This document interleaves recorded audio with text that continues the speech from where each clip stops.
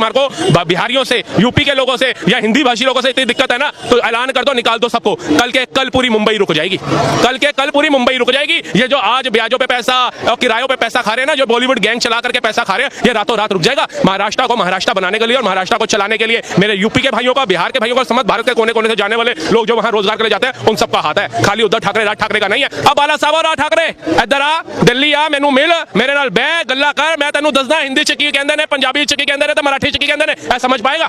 करा मैं भी बात, ये नहीं कर पाएगा। तो उधर बेचारे गरीबों को मार रहा है जो हिंदी बोल रहे हैं, मराठी नहीं बोल पा रहे। हिम्मत है तो जाओ ना, जावेद अख्तर को जाके मारो, जो कहता है मेरी गुफ्तगू में गुफ्तगू यूं हो गई। उर्दू बोलता है, शायरी बोलता है, पीटीए जाकर के, क्या डर लगता है क्या आपको?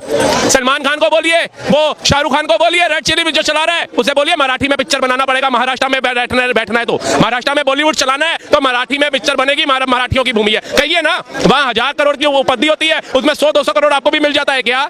जनता जानना चाहती है वो गरीब को मार के क्या साबित करना चाहते हो तुम? बताओ। जब बाला साहब ठाकरे जी ने किसी गरीब के साथ अन्याय नहीं किया, वो सबके मसीहा बन के रहे, सबको एकजुट करके चले, तुम्हें यह राइट किसने दिया? मुंबई में 2 दिन रुकूंगा, मेरे से मराठी बुलवा के दिखा दो। ये देश संविधान से चलेगा। अगर आपने अपनी तानाशाही से चलाना है तो फिर एक काम करो, उन्होंने पाकिस्तान ले लिया था, उसने बांग्लादेश ले लिया, आप महाराष्ट्र स्थान बनाना चाहते हैं क्या? बाला साहब ठाकरे जी भी आए, ये सब उनके नामों को डुबो रहे हैं। वो हिंद स्वराज की बात करते थे और ये हिंदू को खत्म करने की बात करते हैं। दोनों की सोच की समानता देखिए आप। मैं तो कहता हूं इनका भी बहिष्कार करना शुरू करो। महाराष्ट्र के बच्चे को पता चलना चाहिए कि बाला साहब थे, उद्धव और राज ठाकरे अलग है। एक मुसलमान को इन्होंने पकड़ के, एमएनएस के कार्यकर्ताओं ने पकड़ के मारा और उसको बोला मराठी में बोल। उसी के 2 घंटे बाद समस्त मुस्लिम समुदाय के लोग इकट्ठे हो गए और एमएनएस के बंदों को इतना पीटा कि ना राज ठाकरे की हिम्मत हुई उनके खिलाफ बोलने की, ना उद्धव ठाकरे की हिम्मत हुई। इन लोगों ने पहले आपको जातियों में बांटा, फिर धर्म में बांटा और अब आपको भाषाओं में बांट रहे हैं। ये भारत के वो टुकड़े कर देंगे कि एक ने पाकिस्तान मांगा था, एक ने बांग्लादेश मांगा था, ये महाराष्ट्र स्थान बना देंगे, ये तमिलनाडु स्थान बना देंगे, ये कर्नाटक स्थान बना देंगे, इनका बस चलेगा। तो महाराष्ट्र में जिस तरीके से भाषा को लेकर विवाद हो रहा है, अनेकता में एकता वाला देश है हमारा, वहाँ पे पहले धर्म को लेकर विवाद होता है, भाषा को लेकर किस तरह की राजनीति चल रही है सर? देखिए, भाषा को लेकर के राजनीति से चल रही है क्योंकि जो राज ठाकरे अपने आप को समझ रहे थे ना कि बाला साहब ठाकरे जी के जाने के बाद उनकी जो शिवसेना मैं ही चला सकता हूँ, वहां की जनता ने बता दिया। उसके बाद उद्धव ठाकरे सोचा नहीं, वंशज तो मैं हूँ, मेरे से ज्यादा कौन अच्छा चला सकता है, तो वहां की जनता ने चुनावों में उनको भी जवाब दे दिया। क्योंकि बाला साहब ठाकरे जी का जो मिशन था वो पत्थर की लकीर था। अगर पत्थर की लकीर एक पल के लिए मिटाई जा सकती है, लेकिन बाला साहब ठाकरे जी ने अगर कुछ बोल दिया तो वो नहीं मिटाया जा सकता।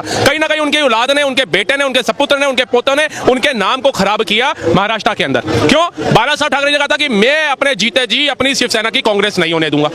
जिस दिन मेरी शिवसेना की कांग्रेस हो गई उस दिन मैं ये पार्टी खत्म कर दूंगा, कोई चुनाव नहीं लड़ूंगा। लेकिन जैसे ही उनकी आंखें बंद हुई, जैसे ही वो स्वर्गों में पहुंचे भी नहीं होंगे, उनके बेटे ने कांग्रेस के साथ गठबंधन करके कहीं ना कहीं उनकी आत्मा को दुख पहुंचाने का काम किया। कहीं ना कहीं महाराष्ट्र के तमाम मराठी, मेरे भाई, मेरे देश के तमाम लोग वो निराश हो गए उनकी इस भाषा को सुन करके कि बाला साहब ठाकरे जिन्होंने इतने बड़े काम किए कि आज से महाराष्ट्र के लोग नहीं, पूरे भारत के लोग उनसे प्यार करते हैं। बाला साहब ठाकरे एक समझ लीजिए आइकॉन बन के रह गए। एक आइकॉन, एक नाम ऐसा प्रसिद्ध हो गया कि बच्चा जानने लग गया कि बाला साहब ठाकरे जी थे कौन। वो कहते थे कि भैया जी ये जो सड़क पे हिजड़ा ताली मार रहा है ना, वो हिंदू जो हिंदू होकर के उसका विरोध करता है, वो उससे भी गया गुजरा है। उनकी ये बातें, उनकी जो विचारधारा, जो सुबह अपने घर से निकलते थे तो तिलक होता था माथे पे, बिना तिलक के वो घर से नहीं निकलते थे और जो फैसला होता था वो जनता के हित के लिए होता था। आज उनकी औलाद को देखिए, तिलक भी सिर से चला गया, राम का नाम भी हृदय से चला गया, रह क्या गया? सिर्फ कुर्सी की मोह माया रह गई।